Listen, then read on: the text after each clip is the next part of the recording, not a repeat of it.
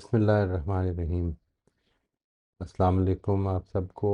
We were talking about the unique human potentials और उसी में we'll be moving forward today to imagination. हमने self awareness और consciousness, advanced cognitive abilities, learning language and communication, imagination पे आज हम कर रहे हैं काम। इमेजिनेशन को बाज़ लोगों ने एडवांस्ड कॉग्निटिव एबिलिटीज़ ही के अंदर, आपको याद होगा उसमें हमने ये देखा था ना कि हम जो रीजनिंग करते हैं वो एक रीजनिंग ये होती है what if reasoning. What if, अगर ऐसा हो जाए तो क्या होगा। तो ये असल में इमेजिनेशन हमारे अंदर एक पोटेंशियल है सभी के अंदर कि हम व्हाट इफ़ की रीजनिंग और उसकी इमेजिनेशन और विजुलाइजेशन कर सकते हैं अगर चाहें तो। मैं इस सिलसिले में आज जो चीज़ आपके सामने प्रेजेंट कर रहा हूँ, लेट्स कीप इट ब्रीफ इंशाल्लाह। मैंने पिछले सेशन में देखा कि हम कुछ थोड़ा टाइम ज़्यादा ले लिया हमने। तख़य्युल, I for a lack of better word मैंने इसको तख़य्युल कहा है, आप ज़रूर सजेस्ट कीजिएगा कि अगर कोई और वर्ड होना चाहिए। Imagination is the uniquely human capacity to envision that which is not real and therefore the source of all invention, innovation and change. Imagination असल में इस एबिलिटी का नाम है कि हम अपने जहन में वो तसव्वुर कर सकते हैं, वो तख़य्युल ला सकते हैं कि जो हकीकत में नहीं है अभी।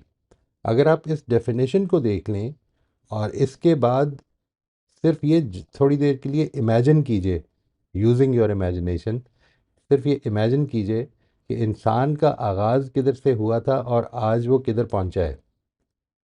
कि जी यानी where was he when we started as a race, as a species, जब हमारी ज़िंदगी का आगाज़ हुआ और आज जिधर हम खड़े हैं।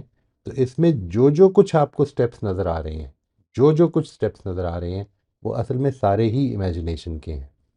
ठीक है जी, we imagined things and what we imagined we tried to make them transpire।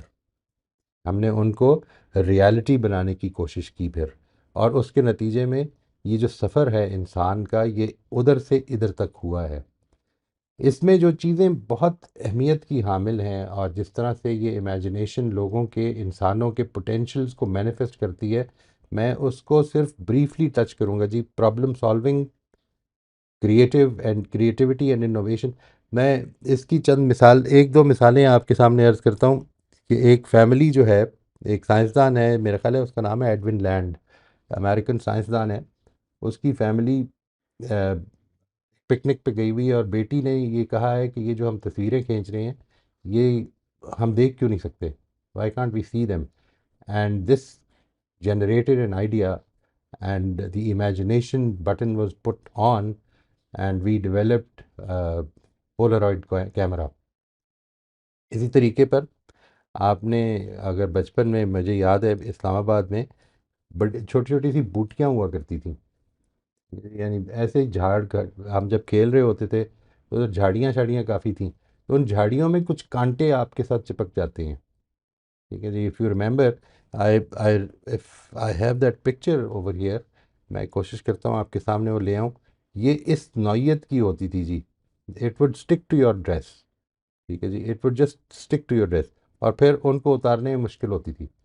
तो एक वाक़या जो है, ये एक मेरे ख्याल है एक स्विस इंजीनियर है कि जिसका वाक़या है ये कि इसके बारे में ये कहा जाता है कि he was walking his dog और उसके कुत्ते के साथ ये चीज़ चिपक गई, और चिपकने के बाद फिर उसने उसको उतारने की कोशिश की, ज़ाहिर है कुत्ते को भी तकलीफ़ हो रही थी। तो उसको ये ख्याल हुआ कि ये क्या चक्कर है, यानी हम इसको अपनी किसी यूजेज में ला सकते हैं। और उस इमेजिनेशन के नतीजे में वेलक्रो ईजाद हुई। वेलक्रो, ये जिससे आज हम जूते और भी स्टिकिंग मटेरियल जो है, ये उससे इंस्पिरेशन मिली हुई है इंसान को। तो बहुत सारी चीज़ें जो हैं वो महज इंस्पिरेशन के नतीजे में, क्रिएटिविटी, इनोवेशन, प्रॉब्लम सॉल्विंग, इस नौइयत की जो है ये हमने की हैं। हम यानी as a human race, this is where we have reached. Foresight in future planning. मैं आपसे अर्ज़ करता हूँ कि as somebody who is involved in this field, one of the most important questions that we ask, बल्कि आपको याद होगा कि हमने जब ये टॉपिक किया था creating a vision for ourselves, तो उसमें भी जो चीज़ इम्पॉर्टेंट थी वो ये थी कि अपना फ्यूचर इमेजिन करें, अपना वो फ्यूचर इमेजिन करें जो इनएविटेबल है, ठीक है जी, जो हो के ही रहना है। How would you like to be remembered, ये जो चीज़ है ये सारी इमेजिनेशन की और विजुअलाइजेशन की एक्सरसाइज है जी। फोरसाइट एंड फ्यूचर प्लानिंग, हम किस तरह से अपने अगले 5 साल का, अपने 10 साल का, हम अपने रिलेशनशिप्स को कैसा देखते हैं 10 साल में, ये this is the imagination that we use, and this helps us improve as well. Self reflection and personal growth, इसमें जो वेरी ऑनेस्टली एक आम आदमी की हैसियत से जब आप सोचते हैं, तो जो सबसे बड़ी मिसाल जो आती है, मैं आप सब लोगों से ये ज़रूर कहूँगा, I will implore you to read Victor Frankl's Man Search for Meaning. Man Search for Meaning basically Victor Frankl की अपनी कहानी है कि उसने किस तरह से and under the condition of not being able to tell whether he would live to the till the evening or the next morning, he started planning for his future through imagination. वो imagine किया करता था कि मैं इस तरह से एक भरे हुए हॉल में लेक्चर दे रहा हूँ अपनी philosophy of meaning, searching for meaning, जो उसने फिर साइकोलॉजी डेवलप की लोगोथेरेपी के नाम से, उसका मैं लोगों को तारुफ करा रहा हूँ। ये उसकी इमेजिनेशन थी जो उसको उन हालात में भी हौसला दिए रखती थी। मैं इस पर अभी थोड़ी सी बात करूंगा इंशाल्लाह कि how we can use this for our own lives. Empathy and understanding, ये कहते हैं जी कि वो जो एक बड़ी मशहूर किताब है To Kill a Mockingbird, Harper Lee की, उसमें एक स्टेटमेंट थी। वो स्टेटमेंट ये थी कि you never really understand a person until you climb in his skin and walk around in it। आप देखिए क्या इसका मतलब क्या है, कैसे एक आदमी ने इससे, एक एक एक जर्नलिस्ट ने इससे एक इंस्पिरेशन ली, और उसने अपना एक वाइट जर्नलिस्ट, और वो कहता है कि, यानी उसके बारे में कहा यह जाता है कि उसने अपने पूरे जिस्म को थोड़ा सा डाकन किया, और फिर उसके बाद जाकर तो ऐसी कम्युनिटीज़ में रहना शुरू कर दिया कि जिसमें ब्लैक्स रहते थे, और वहाँ पर जाकर उनका तजर्बा किया। You never really understand a person until you climb in his skin and walk around in it. ये एक मेटाफॉर था, लेकिन उसने उसको रियलिटी में किस तरह चेंज कर दिया। और फिर उसके बाद उसने एक किताब लिखी, ब्लैक लाइक मी। और ये जो एम्पथी है at a very normal level, यानी एम्पथी का तकाजा ये है कि आप इमेजिन करें कि दूसरा इस वक्त जो आपके साथ बात कर रहा है, वो इसको किस तरह से देख रहा है, उसके अंदर क्या फीलिंग्स पैदा हो रही हैं, या दूसरा जो अपनी बात शेयर कर रहा है वो किन फीलिंग्स के साथ शेयर कर रहा है, उसकी उसकी कंस्ट्रक्शंस क्या हैं, उसको हम समझ सकें। ये मतलब है इसका कि to climb into the other person skin and then to walk around in it, वो एक्सपीरियंस करने की कोशिश करें जो उसका एक्सपीरियंस है। कल्चरल एंड सोसाइटल डेवलपमेंट, ज़ाहिर है कि इंसान की अपनी पर्सनल डेवलपमेंट जिस तरह हुई है उसी तरह से सोसाइटी भी उसी तरह से बढ़ी है, और वो भी हमें इमेजिनेशन ही नज़र आती है सारी की सारी, जो कि बरूए कार आई है। साइंटिफिक एक्सप्लोरेशन, मुझे याद है बचपन में जिस वक्त हम स्टार ट्रैक देखा करते थे, आप में से जो लोग मेरे आसपास की उम्र के होंगे उनको भी याद होगा शायद कि स्टार ट्रैक एक बड़ा मशहूर प्रोग्राम था, जो इनिशियल स्टार ट्रैक जैसे मिस्टर स्पॉक हुआ करता था। और उसको देखकर तो हम, we were, this is late 60s और मे बी अर्ली 70s की बात है ये। और हम वो जो उनकी कम्युनिकेशंस और उनकी जो जो कुछ वो दिखा रहे थे उस वक्त साइंस फिक्शन में, उनमें से कई चीज़ें ऐसी हैं कि जो बाद में रियलिटी बनी, जो जिनका उस वक्त सिर्फ तसव्वुर ही हो सकता था। तो इस तरह से हम साइंटिफिक एक्सप्लोरेशन को अपनी इमेजिनेशन के ज़रिए से we give it some fire. Breaking and altering habits, this is probably the most important point for my purposes, कि imagination is one tool that we can very effectively use to break and alter habits। इसके बारे में चंद चीज़ें मैं आपसे अर्ज करना चाहता हूँ जी। हमारा दिमाग रियलिटी और इमेजिनेशन में फ़र्क नहीं कर सकता। ये इसकी एक लिमिटेशन समझ लें आप, या ये एक एडवांटेज समझ लें या डिसएडवांटेज समझ लें। हम जिस वक्त इमेजिन करते हैं किसी चीज़ को, और वो जो रियलिटी होती है हमारे लिए, अगर वो इमेजिनेशन ज़्यादा एलेबरेट होगी, एलेबरेट होने का मतलब ये है कि वो उसके अंदर हमारी सेंसेस इन्वॉल्व हो जाएं। यानी मिसाल के तौर पर वो सिर्फ आप देख नहीं रहे, बल्कि आप उसके अंदर टच की फीलिंग भी फील करने की कोशिश करें। उसके अंदर आप स्मेल भी फील करने की कोशिश करें, उसके अंदर आप साउंड्स को भी फील करने की कोशिश करें। ये जो सारी सेंसेस हैं, इनको जब आप यूज़ करते हैं तो दिमाग के लिए वो जो सारे उसके सेंटर्स हैं वो एक्टिवेट होने शुरू हो जाते हैं और नए कनेक्शंस बनने शुरू हो जाते हैं।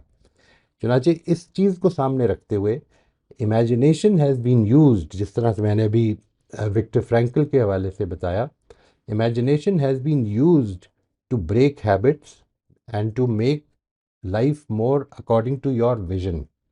आपको आज जो भी मुश्किल पेश आ रही है, वो आप उसको ओवरकम करके तो कोशिश कर सकते हैं कि उसको उसके मुताबिक कर लें जो आपने अपने फ्यूचर प्लानिंग और फोरसाइट में अपना विजन क्रिएट किया है। इसकी तीन चीज़ें हैं जो बड़ी इंपॉर्टेंट हैं जी। How can we use imagination for brain change. ये जो ब्रेन चेंज है, इसका वही मतलब है, यानी आप अपने ब्रेन में नए कनेक्शन स्टार्ट ऑफ कर सकते हैं, उनको पुख्ता कर सकते हैं through your imagination alone. It is obviously not going to be as strong as reality, but through your imagination you can initiate new connection, नए synapses बना सकते हैं, उन synapses को strong कर सकते हैं। ये वैसे ही होता है दिमाग के अंदर, synapses जब बनते हैं, दो न्यूरॉन्स जब कनेक्ट होते हैं, तो बिल्कुल वैसे ही होता है जिस तरह आप अगर एक खेत में से गुजरते हैं तो उसमें हो सकता है कुछ अर्सा गुजरने के बाद कुछ घास उधर से उठ ख़त्म होनी शुरू हो जाए, और अगर बहुत सारे लोग उधर से गुजरना शुरू हो जाएं तो वो एक पूरा रास्ता ही बन जाता है। It becomes like a road, जैसे वो किसी ने बनाया हुआ है।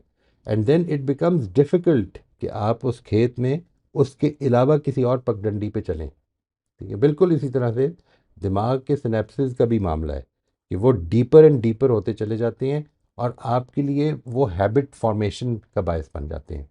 इसमें जो इमेजिनेशन करनी है आपने, अगर अगर आप इसके बारे में सोचिए, कोई भी हैबिट है जिसको कि आप चाहते हैं कि you want to overcome that, तो जो चीज़ आपने करनी है वो मैं आपके साथ शेयर कर रहा हूँ जी। एक तो ये कि उस इमेजिनेशन को क्लैरिटी और डिटेल के साथ होना चाहिए, यानी you should have a very clear image of what you are going to imagine and have more details to it. जिस तरह कि मैंने अर्ज़ किया कि आपकी पांचों सेंसेस हो सकें तो इन्वॉल्व हो इसमें।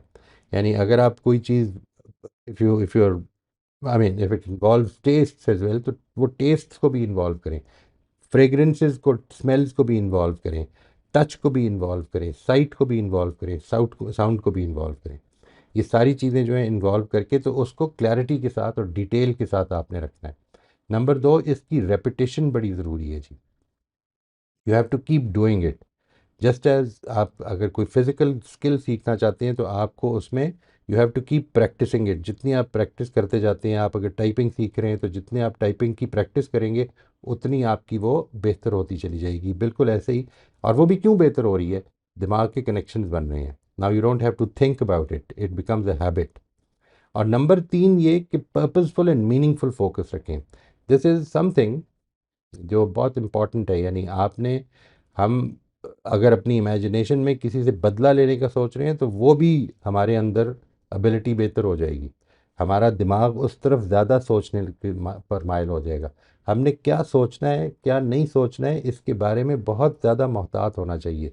Make it more purposeful and meaningful in your life. आपने किधर पहुंचना है उस विजन के मुताबिक अपनी इमेजिनेशन को यूज़ करना है। ये हमारी इमेजिनेशन की फैकल्टी है जी।